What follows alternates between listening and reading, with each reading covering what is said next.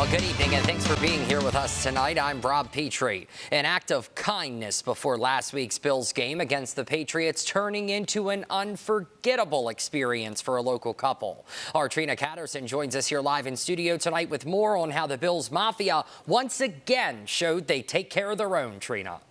That's right, Rob. The Bills might not have had a game at Highmark Stadium today, but quite the story unfolded last Sunday. I spoke with Tanya Seidler, who went from just tailgating to having front row seats in a matter of minutes. This was just such a you're in the right place at the right time opportunity. Before last week's Bills game against the Patriots, what started as a simple act of kindness turned into a once-in-a-lifetime moment.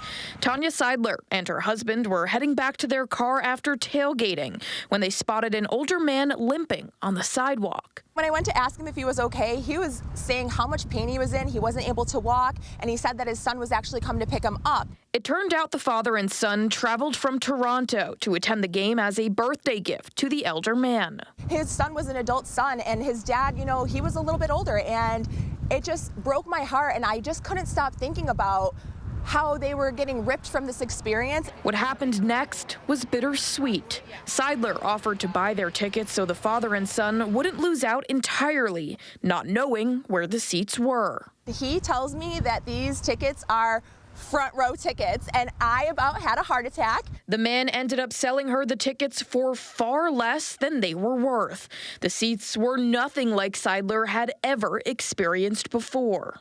Usually we're up in the 300s where it's such a cool vibe up there, but this was such a different experience. From that point of view, you could hear conversations, you could see the players' faces, you could see the plays, and you could see all the action. While the Bills did not come out with a win that day, Seidler says the night reminded her what it means to be a part of Bills Mafia and how generosity never goes unnoticed.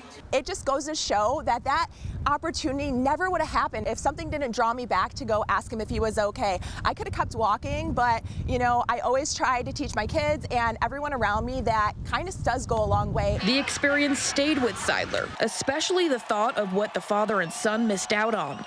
She shared their story on TikTok and reached out to the Bills, hoping there might be a way to give something back. You only have experience like that with your parents.